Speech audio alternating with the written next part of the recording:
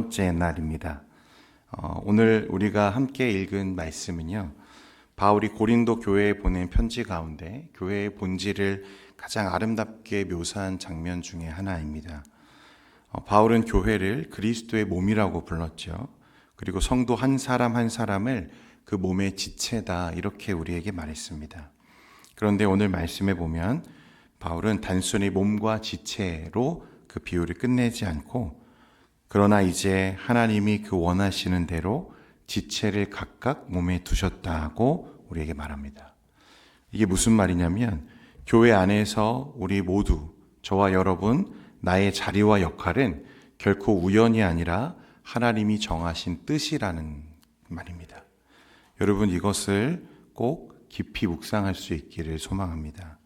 우리는 종종 내가 서 있는 자리, 그것을 소홀하게 여기거나 다른 사람의 섬김을 더 귀하게 여기며 비교하기도 하고 판단하는 버릇이 있습니다.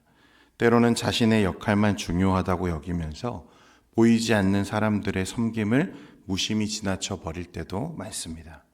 그런데 오늘 말씀은요, 우리를 이제 멈춰 세우는 거죠. 하나님이 원하시는 대로 두셨다. 여기서 두셨다라는 말은 헬라어로 에테토라는 말인데요, 의도적으로 목적을 가지고 배치하셨다는 의미입니다. 그러니까 하나님은 실수로 우리를 이 자리에 두신 게 아니라, 나의 어떤 그 공로로 내가 이 자리에 있는 것이 아니라, 내 성격, 내 환경, 내 직분, 내가 속한 모든 자리는 하나님의 섭리 아래에 있는 계획이라는 것을 말씀하고 있는 거예요. 그러므로 여러분이 서 계시는 그 자리는 결코 우연이 아니라 부르심이고, 하나님이 그 자리에 여러분을 두셨다는 사실을 꼭 기억할 수 있기를 바랍니다. 여러분, 노사연 씨 노래였나요? 그런 노래가 있잖아요. 우리 만남은 우연히. 아침부터 죄송합니다.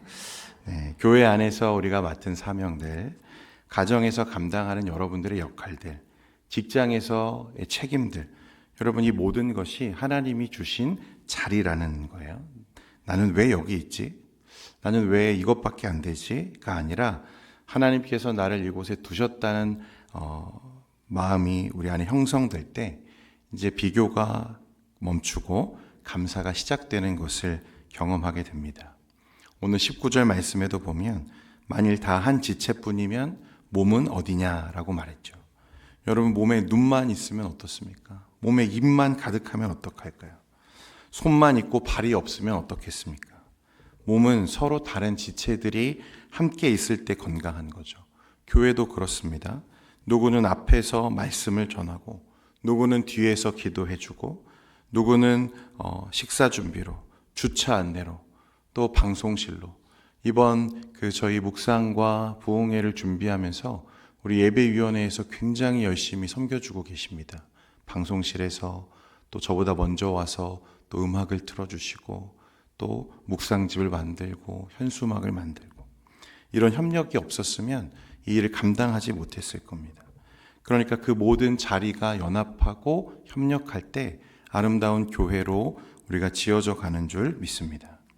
근데 우리는 가끔 그런 말을 들어요. 저분은 왜 저렇게 맨날 아무 일도 안 하시지?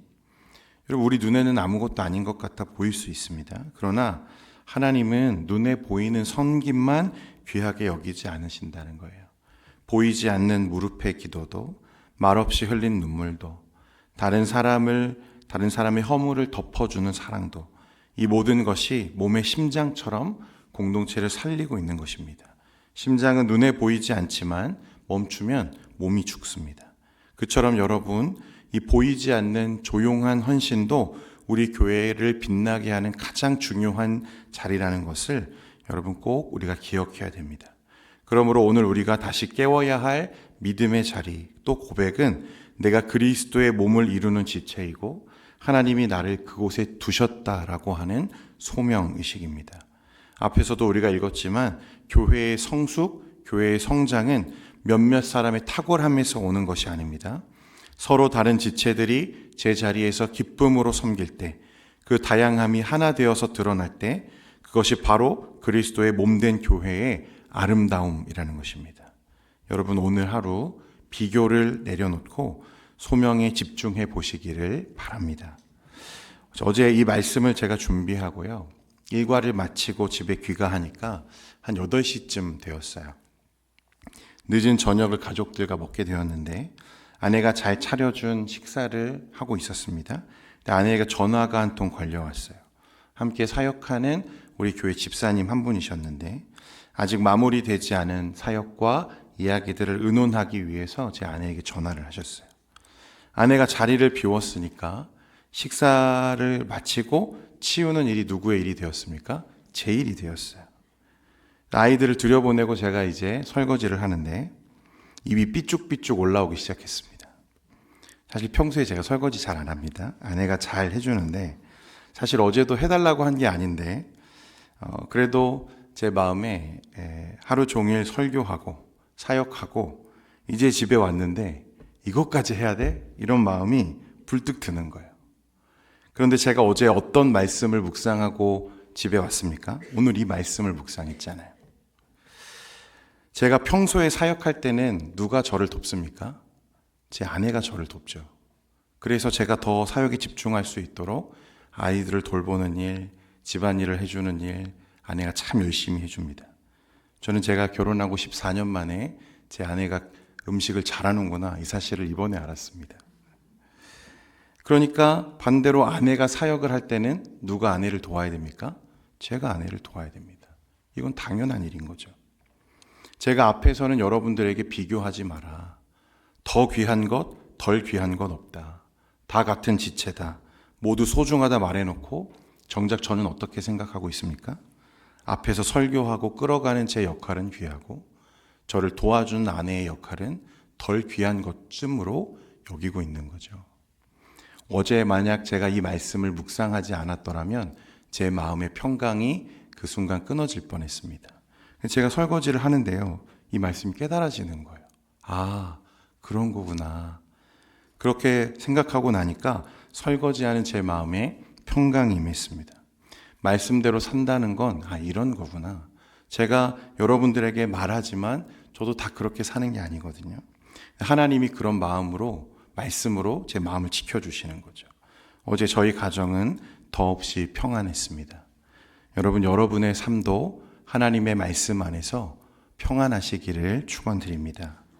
여러분, 말씀 위에 내 삶을 올려놓는다는 것은 이런 거죠. 그래서 제가 어제 설거지 마치고 아내의 어깨도 주물러 주었습니다. 왜냐하면 제가 어제 적어놨던 실천사항이 오늘 9시 30분에 아내의 어깨를 주물러야겠다였거든요. 참 따뜻한 가정이 됐습니다. 여러분, 오늘 에세이의 마지막 문장을 보면요, 참 따뜻하죠. 한 사람을 정해서 감사와 축복의 문장을 보내세요. 당신의 섬김 덕분에 우리 공동체가 든든합니다. 이 작은 말 한마디가 몸 전체를 살린다는 거예요. 여러분, 이건 정말입니다. 이게 바로 교회의 언어예요. 감사와 축복의 말은 지체들 사이에 따뜻한 피처럼 흐르기 시작합니다. 그 말이 흐를 때 교회는 차가운 조직이 아니라 살아있는 생명, 몸이 되는 거죠. 유기체가 되는 거예요. 여러분, 오늘 하루 꼭 한번 시도해 보시기를 바랍니다. 장로님, 늘 교회를 위해 기도해 주셔서 감사합니다.